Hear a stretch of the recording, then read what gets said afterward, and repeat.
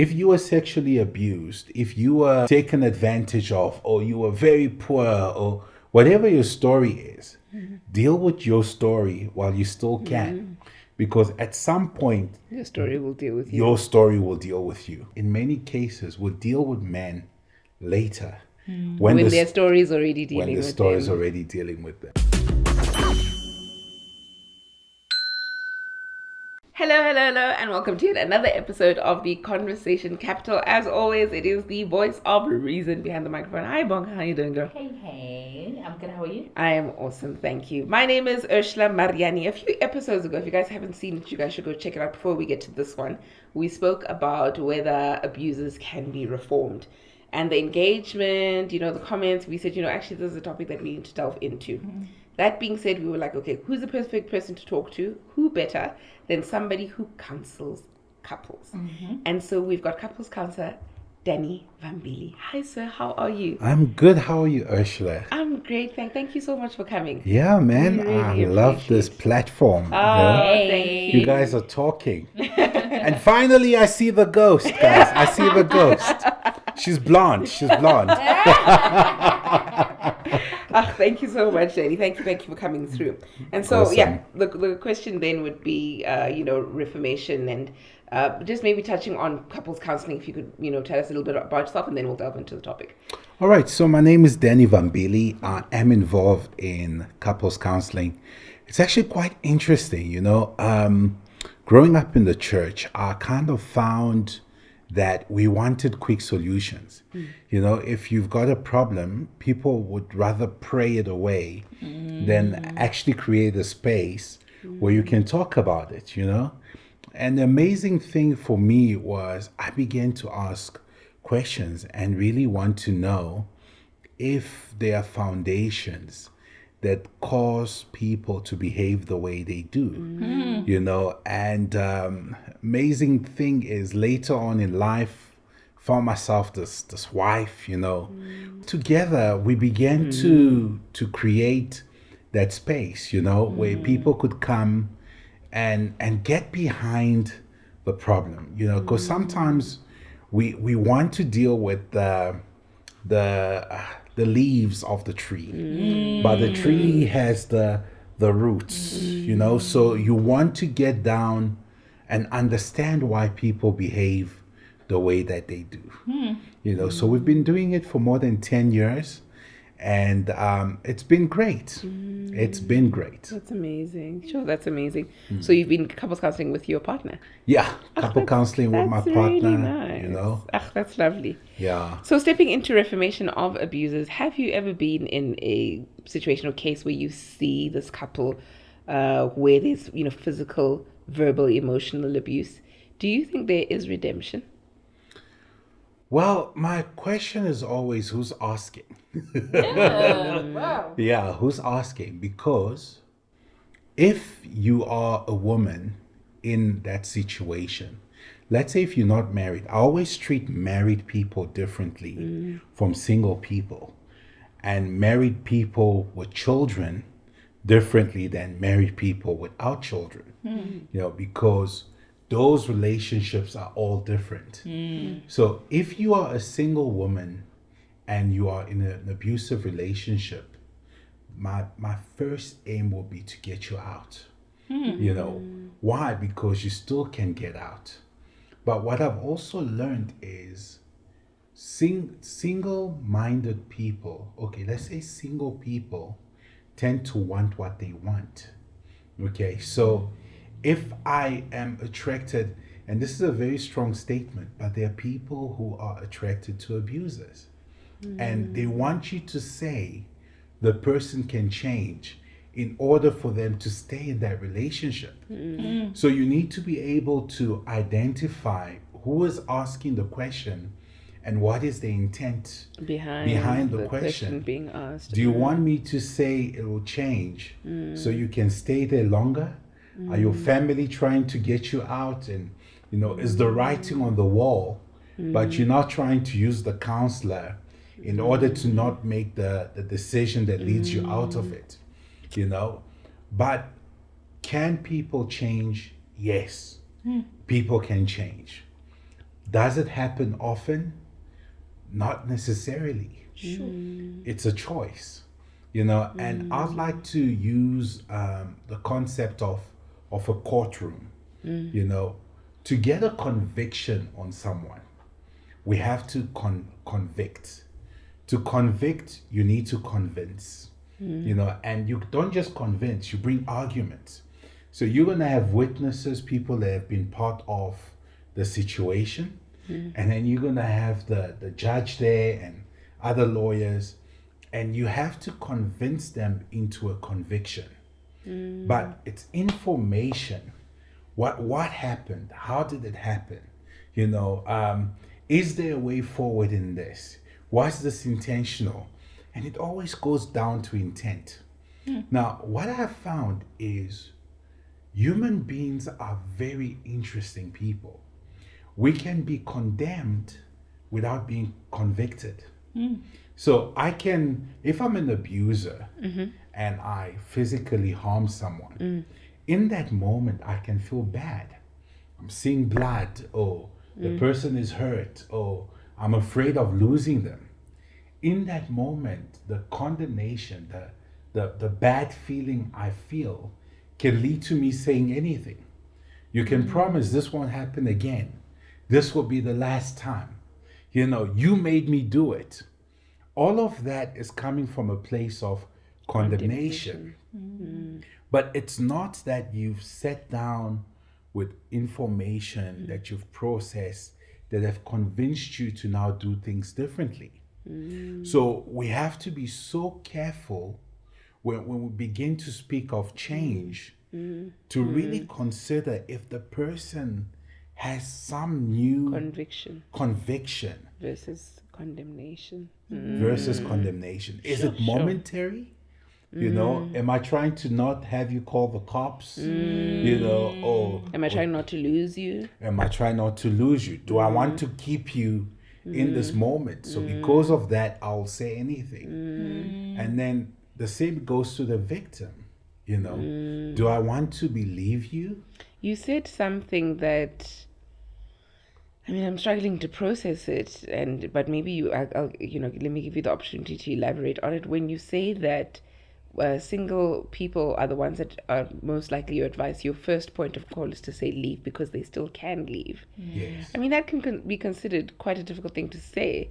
Are you saying in marriages, people that are being beaten sideways cannot leave because they're married?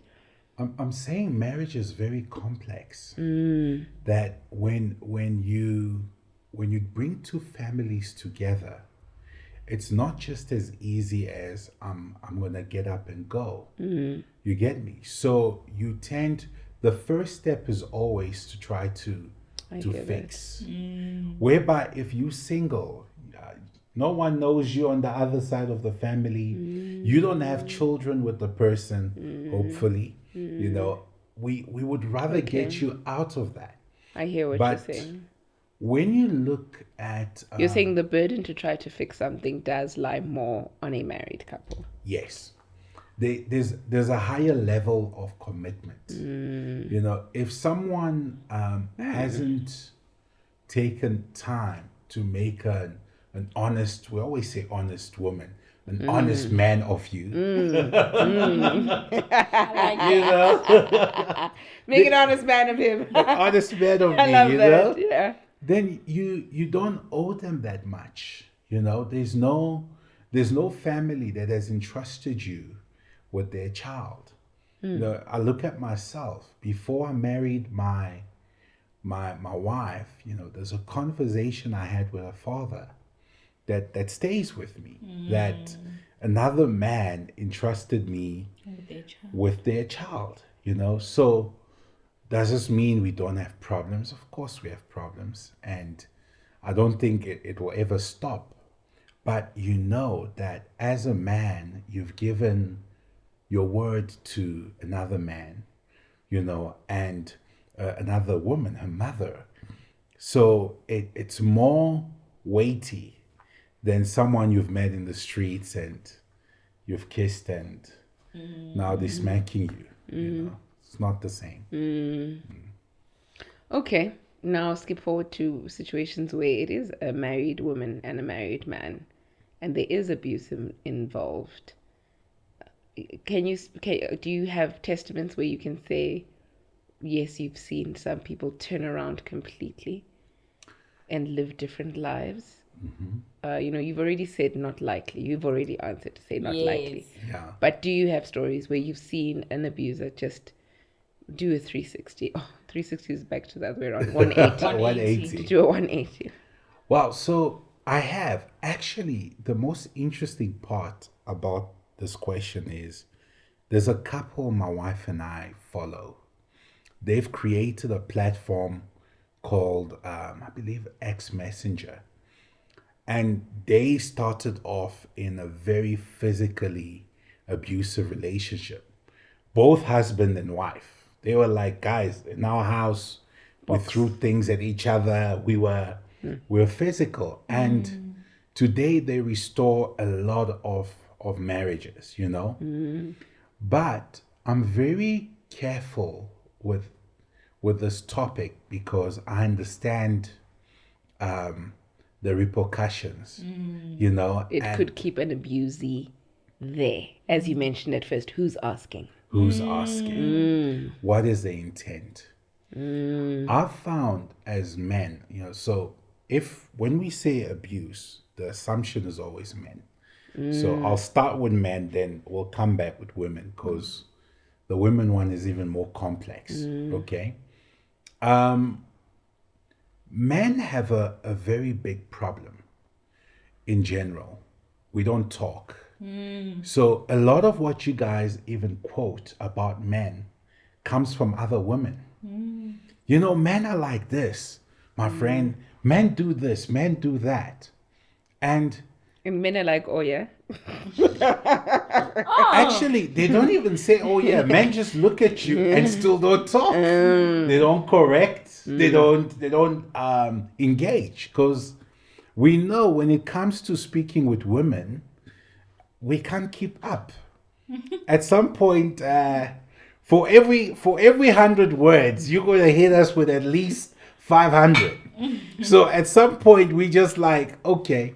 No, but I'm seriously Danny, you're speaking. in trouble with your wife after I'm in this trouble. episode. You're in trouble with your wife. She's going to get That's me, all baby. I know. Get you roses, chocolate, all of that. Yeah. No, but I'm saying that we're not skilled in talking. And we've been told not to talk. That's so true. And it's a very hard thing to understand if you're not a man. Because I remember like when my stepfather died, someone coming up to me at the age of 13 and telling me, you're going to be strong for your mother. At 13. You're a kid. I'm a kid. What the? And if you think of it, boys, even in primary school, Yes. no child in primary school has the ability to make income, right? But if two children in primary school go on a date, who's expected to pay? The guy. So while you're still a child, you're expected to be in a position where you have an income, or you make a plan somehow. If you are emotionally wounded, you're expected to somehow just be strong. But to make it worse, even if you are abused, your abuse is not recognized. I've watched a documentary. It was quite a short film. It's on YouTube. I just don't remember the name of it, where they took a little girl and an older man and they put them in New York.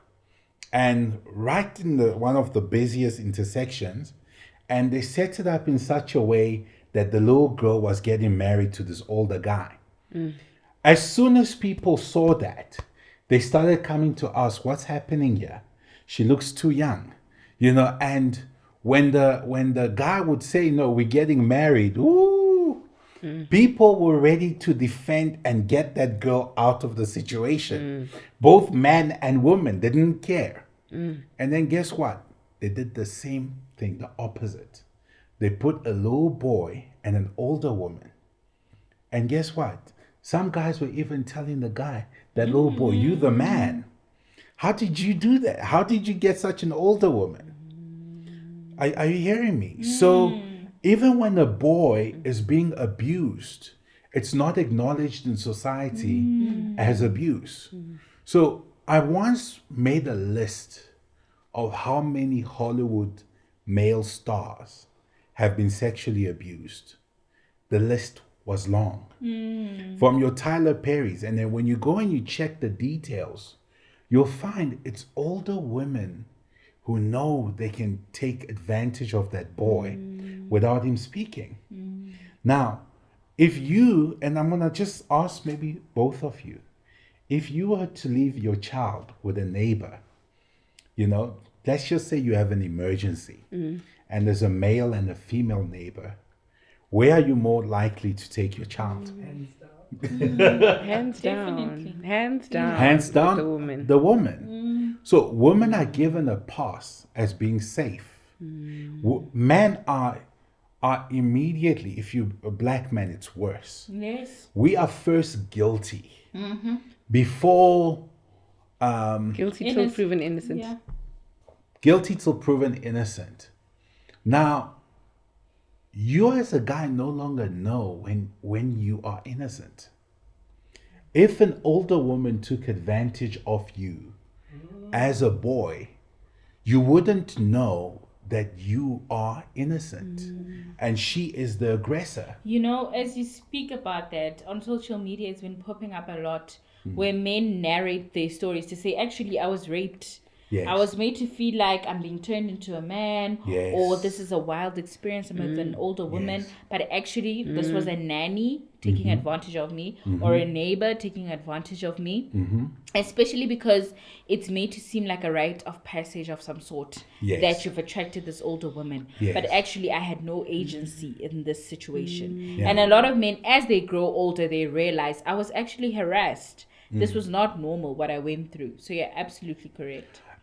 As a counselor, when I watched the R. Kelly documentary, what shocked me was his teacher, who said, I saw that something was wrong. He started drawing things that were very sexually in nature. His music, what was singing, was always sexual. And I knew he was being abused. So I tried to talk to him. And I was like, wait a minute. You're a teacher saying you saw a child being abused. If it was a girl, would you just talk to the girl? Or would you call social work? Social workers. Take more extreme measures Yes. in getting the person help. And I encourage you all, go watch it. You'll see her saying it like it's a revelation. I saw something was happening. Okay. She's proud of seeing. She's proud of seeing. I saw I this saw coming. this. I saw it. But you did nothing. You did nothing. And now, here's where the problem comes. When that same boy is now in the position of power, as you've seen in cases like R. Kelly, whose abuser was his older sister. So I've also watched his brother actually telling the story how they would be left with their older sister, and she would even make up stories to punish them, but the punishment was sexual. Do you get me? So such a young boy will grow up to be something, and when that happens, the community will show up. Then we'll hold them accountable, and yes, we should. Anyone who's an adult. My wife actually has this thing. She says, deal with your things before they deal with you. So if you were sexually abused, if you were taken advantage of, or you were very poor, or whatever your story is, deal with your story while you still can. Because at some point, Your story will deal with you. your story will deal with you. So I feel with men, in many cases, will deal with men later. When the their story is already when dealing the with story is them. already dealing with them. So when it comes to abusive situations, what I've found in many cases, men who come from abusive homes tend to be the abusers. Men who do not have their fathers at home tend to somehow they're more likely to be abusers. So all the literature, if all the studies that have looked into men in jail will always come back and conclude that if you do not have an active father or an active male role model in the home, you are most likely to lose that man. You know, and I grew up in a single parent home.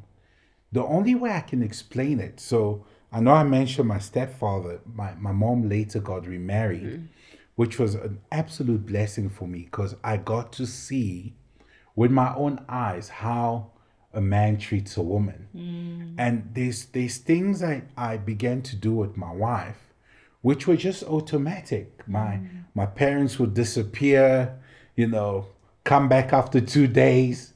Like the children are like, where were you? No, we're in Sun City, you know? This is us. And when I got married, it was just automatic. No one had to teach me that because I caught that. And women don't understand that we learn differently. You as women, you learn through here. You always talking. Hey, my friend, this happened. Ta, ta, ta. That is just your way. Okay. We learn here. We watch. So if you're saying to a man, don't do this, but you doing it, in the end of the day, he will do what he's seen. So we tend to copy older men that we admire, and when there isn't a proper man in the household, we find them in the streets. We find them in entertainment. Modeling behavior. We speak of it often. Yeah. So there's actually a time when I was counseling children in school. And guess what? Just through counseling them, I could tell what music they listened to. Those who hated their mothers always were Eminem fans, you know. Just back in the day, you'll pick up, no, this person's actually listening to one or three things. Actually, while I was listening to Eminem, I had a very strained relationship with my mom as a teenager. I never connected those dots. Just as you said it, I'm like, hey. Okay. Because music is an endless sermon. Hypnotic. Yeah. And if you are a guy and you don't have a role model, you will kind of create an idol of a certain male figure, and you'll begin to copy them. So now I'm bringing this back to say we struggle with finding abuse in men because we start too late. We don't recognize when they're being abused. We don't recognize when they don't have proper role models in the household. And we do nothing about it as well. And I have to put it that way because I'm assuming your listenership is broadly African and black, right? Le brodager. Yeah. Le African. Le black. Yes, they are. I found something quite interesting with other races. I've seen it with Spanish people. I've seen it with a lot of white people. That whenever the father is not there, they quickly find a male role model who will somehow walk with that child. And not from a romantic perspective, but just someone who will model for the child. But I found with the black family, not only do we not see the importance of that, but we've slowly gone into a narrative of mother is enough. If the mother is there, it's enough. And sure, but that's very multi-layered in the sense that definitely stems from, the displacement, especially in South Africa, the displacement of black men into Johannesburg cities, leaving mothers with children in it. So that's very apartheid based. I get you, but yes, that is a beautiful point to make. Where it was a systemic issue, but now it's become the norm. Yes. That as long as the child has the mother, the child is fine. Systems have long-term effects, right? That sadly our governments have not taken time to deal with. But I'm gonna tell you guys maybe a quick story just on systems. I had a client of mine, man.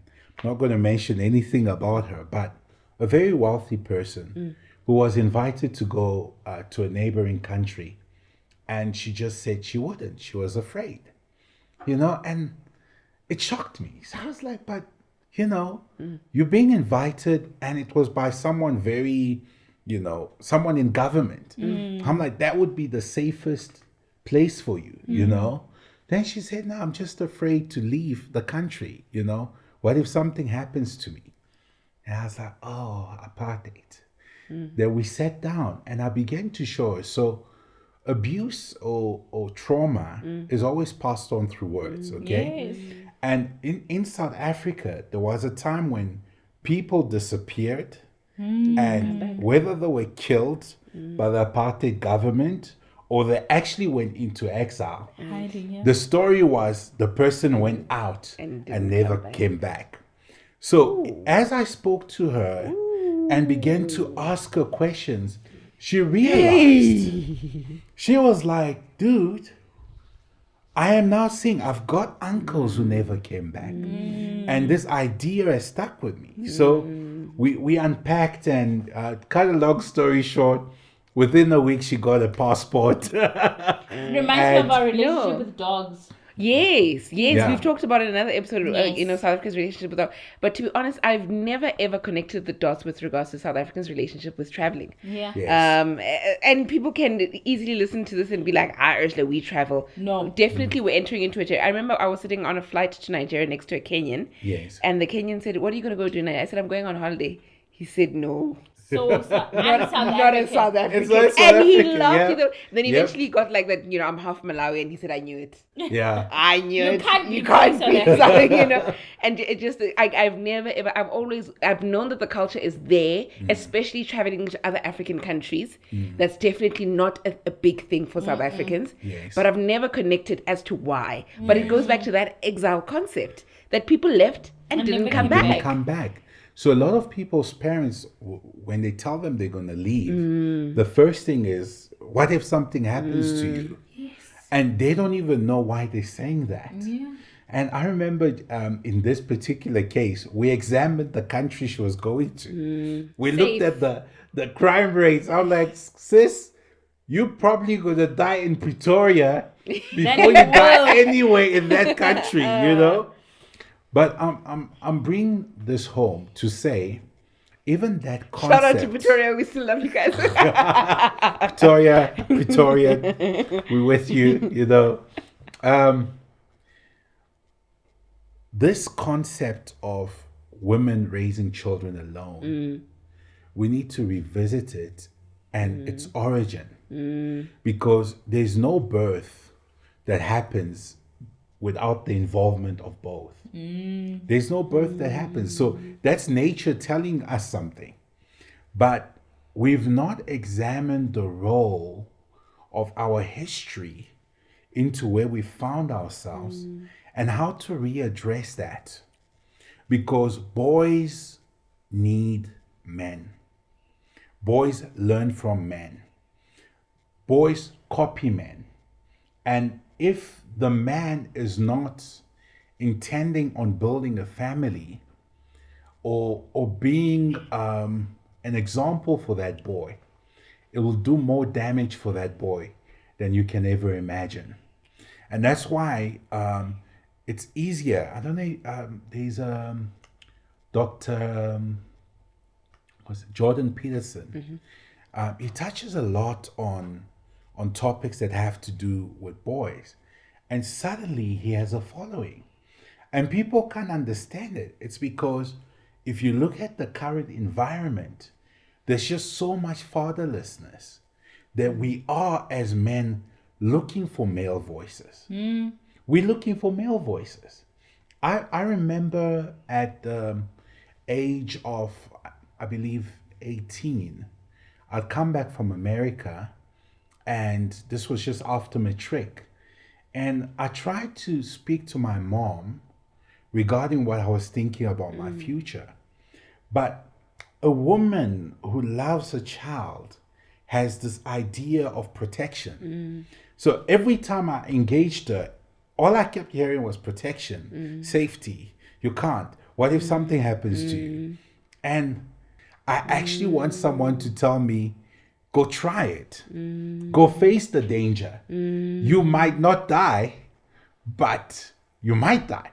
And so while we were shooting this episode, load shedding happened, but we've managed to piece together a little bit of lighting for the last 15 minutes of the episode to continue. So we apologize. The scene probably looks very, very different to when we started, but we're here now and we're going to continue with the episode. But yes, we were talking about children emulating. I believe that's where we left off. Children emulating, especially you were saying the masculine energy that you bring as the dad. Yes. And children being able to see that energy in you. And yeah. Yeah, and I've actually noticed how my son reads the room differently than my daughter, and like as a guy, I know what he's doing. That boy charms his mother, and he knows, like, if I push it and I'm a bit cute, I'm gonna get away with it. But guess what? I've seen my daughter do the same thing to me. She knows, like. She doesn't push cute on your mom, on her mom. On her mom, she's like, no, they'll fight, they'll argue. But when she comes to me, it's like, Daddy, Her like, there we go, kryptonite, and she'll get away with it. So I'm saying these things to say we need to be more conscious of boys, and we need to help them heal, especially from traumatic environments. While they are still young, while the tree can still be bent. Because when they are older, it becomes harder. And we have seen husbands who were abusive change, but it's more work. It's a lot more work than a younger person. Then bending while the branch is still bendable. I don't know. While the branch is still while bendable. the branch is still bendable, Yeah. I hear what you're saying. And I also hear the part of just neglecting the boy child. We talk about it all the time on TCC, where, like you're saying, if a girl is raped, their trauma is acknowledged from the get. Yes. Statutory rape, or rather, let me say, when it comes to boys, it's now termed statutory rape. How often do you refer to it as statutory rape if it's a little girl? Sure. You know what I mean? Yeah. You want to create an environment where abuse is seen quickly, it's addressed, and boys are taught how to speak, to work through their traumas. Now, as an adult, I had to learn, and this is actually quite funny. Here I am, I'm a speaker.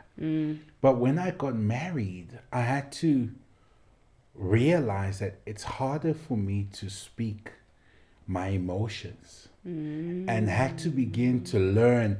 It was literally like learning a new language. Why? Because every time I've been hurt, every time, and especially in very significant moments in my life, like the death of my father, I was taught through that experience that you don't talk. I don't talk. You need to show up. I need to be strong. I need to be strong. And I won't forget, even with my father-in-law passed on, again, I had to go into work mode. I had to make sure things are fine, make sure everyone is fine. Even as you're saying this, do you ever see a man on the mattress, Bonga? During that morning week. The man is never on the mattress. Nope. I don't even think we know there's a mattress. Mattress is for women to cry. Yes. Men are slaughtering. They're running around. They're sorting out the funeral thing. They're doing... But that space for you to sit and mourn and cry is reserved for women. Yeah. It's reserved for women. I remember literally maybe 6 months later, when everything was sorted, the estate is fine, things are okay, calling a friend of mine and just getting to his house and breaking down, and even he knew, like, okay, this is that moment. You had no time to cry. You had to first be a man, take care of what needs to be taken care of. And I personally, by the way, I love manhood. I love that ability to be strong. But we also have to learn the ability to be vulnerable. Yes. I think we need both. Yes. We shouldn't tell men to not embrace that part of them. Because look, if things are wrong and you also break down to a point where you can't function, there's also a problem to that. And I've seen that. I've seen men cave in emotionally, where there's a man who once came to my house in the middle of the night, and he was planning to kill his children. And he said to me, Danny, I failed my family. I have no way of providing for them. We're about to be kicked out. So it's better that I take their lives, I take my own life, and I remove this burden from my wife. And I remember just first of all, just a shock, because you literally are going to have this convo with this man, and this will decide the lives of others, including himself. And I had to understand as a man that my ability to provide cannot be more important than my life. Oh, Yes. Danny. My When are you gonna get us a to horn? provide. Give it, I need it. Give it, I need it for this podcast to be effective. I need because that was a bomb. It was. Men put so much on their ability to provide. It creates their identity. And it's not just It men, is though. who they we are. have to be honest about that. Do you think women? Generally, society puts pressure on men to on be men. those. Yes. Yeah. Oh, okay. You're saying it's not men that put that on themselves. Only. Yes, you're Yes. saying it's the whole society Yes, that it's says if systematic. you cannot provide, are you a man? Yes. What are you without money? Yes. What are you without a job? Oh my. I'm saying it and I'm realizing I'm probably part of society that does the same thing. Because many times I've said to, friends or people, men in my life, cousins or whatever, there's load shedding again, cousins or whatever that don't have jobs, and they talk about having a crush. Yeah. And I say, what are you gonna do for this baby girl? And I'm realizing how toxic that is, because I'm instilling and I'm reinforcing this: no money, no girlfriend. No girlfriend You don't idea. deserve love, actually. Yeah. You need to be able to provide for the girl. Yeah. And that is So it's society and men themselves.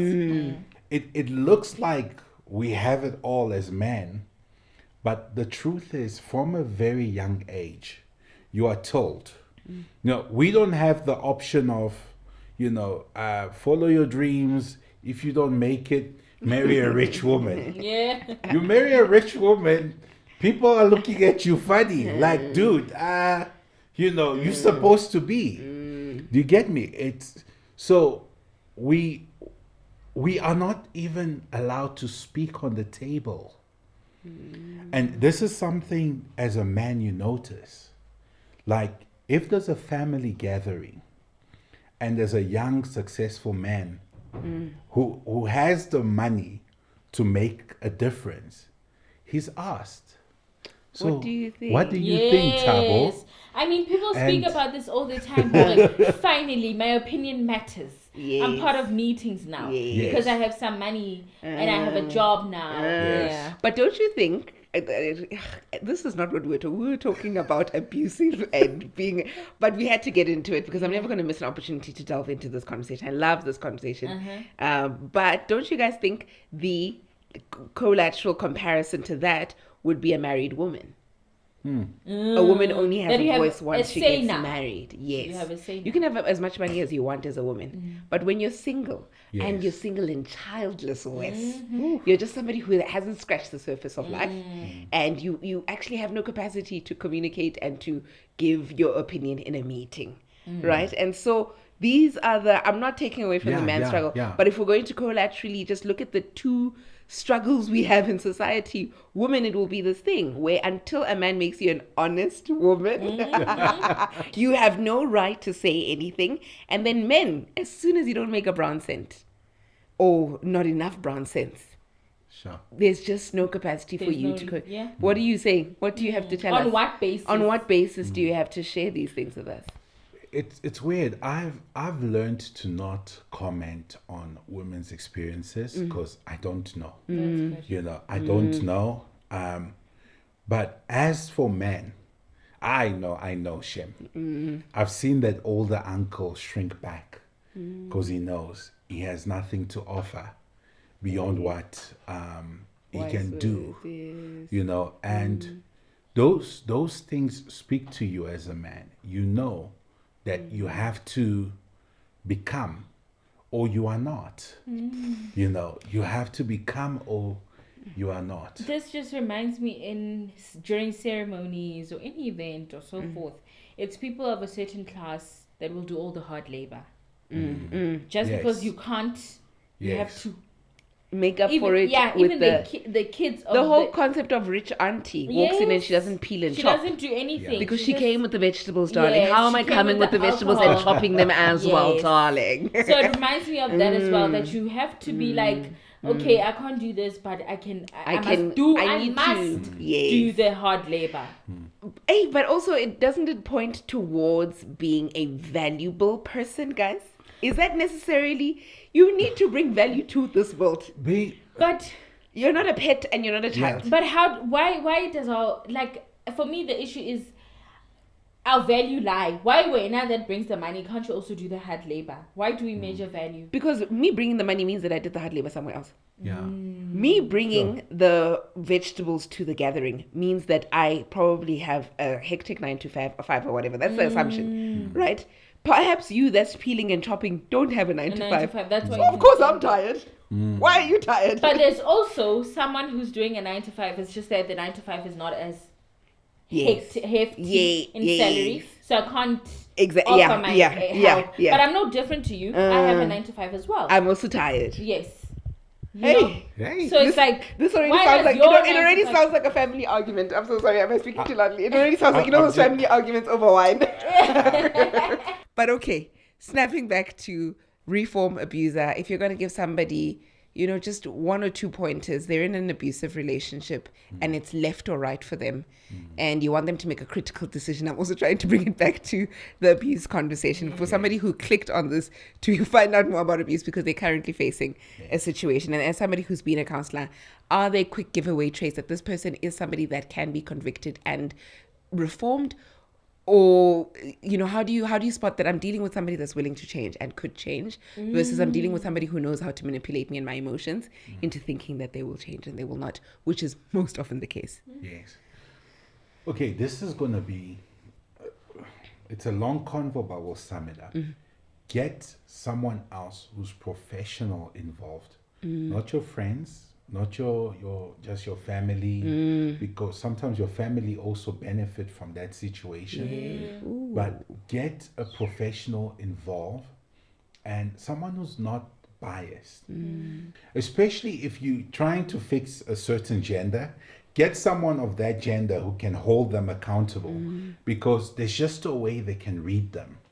So if I'm dealing with a woman, I'll get a female psychologist involved, because I feel that women know when another woman Is manipulating. is manipulating the situation. And men know And men when know as another well. man is manipulating. Yes. You want to do that. And then in cases where the person doesn't want help, separation is always a good step to pull yourself out of the situation and see. Like, not being in it could highlight things that you're not necessarily experiencing. Because if you're being abused and now you still have to process what's happening, you might not be in the right state of mind. So pulling out, and I always tell people that's why the courts actually created that separation. It doesn't just go into divorce. It's saying that maybe when you're not in it, you can both have different views or revelations that can actually lead to the situation being healed. And the last thing I will say is, you cannot make an adult do what they do not want to do. You cannot. If an adult wants to be an abuser, they will be an abuser until the day they die. If an adult decides that they're going to reform and they're going to change, they can make it happen. Do not think you can force an adult into a decision. It's just not, it's not right. You know what you're saying, and we've all experienced it. We all have a story. I remember, trying to look for like some kind of reformation help for a loved one, and then I contacted the psychologist. The psychologist said to me, "As long as it's you making the phone calls." Oh wow. I never forget that. Yeah. He said to me, "My dear, let that person call me. Yeah. Let that person make the effort. I've seen this play out before. They need to put in the effort. Yeah, they need to make the I can decision. see somebody who will experience reformation. They're ready for it. Once the loved one is the one who's running around more than them, Doesn't happen. it's not gonna We happen. actually don't take those kinds of counseling sessions. If you refer Yes. someone to us, Yes. we always say, give them our number. Let them call. Let them call. Let them make the appointment. Let them come. And guess what? They don't. Their call doesn't 70% do not call. 70% do not call. The My. 30% who call, yeah, they tend to be, when someone reaches out for their own problem, they're ready to They're ready to to. make change. And if you are going through counseling, don't stop, because that's another thing. When it gets deep, a lot of people stop. They pull out. Commit at least 2 years minimum. Say I'm staying in this no matter how uncomfortable I become. Because a lot of people will say, I'm doing counseling, or I've seen a psychologist, and when you check, it's like 2 sessions. No, you didn't see a psychologist, you visited. Yes. You Yes. visited. Yes. You just gave Baba. You didn't do and the work. You didn't do the work, And I think that's where we can leave it for now. Yo, please, Danny. He's even closing. He's even the one closing the show. I'm tired of you. This is the conversation capital. I am the host. I'm sorry. Danny, we do need to have you back. I've really struggled to close the conversation because there were just so many gems, so many gems that it was difficult at any point to just pause the conversation. But our power sources are definitely going to run out soon, and we hope to have you again and to have a different conversation with you. And thank you for just dropping bombs of wisdom and knowledge. And I know that so many people got something valuable or the other from you. And we thank you so much for your time. Thank you. Thank you for having me, guys. Let's let the conversations continue. Yeah. Long girl. Signing out even. I am tired of this guest. I am so tired of him. Guys, we love you so much. TCC family, thank you so much for always supporting. Don't forget to like, share, and subscribe. We'll catch you guys next week at the very next episode. Goodbye and God bless.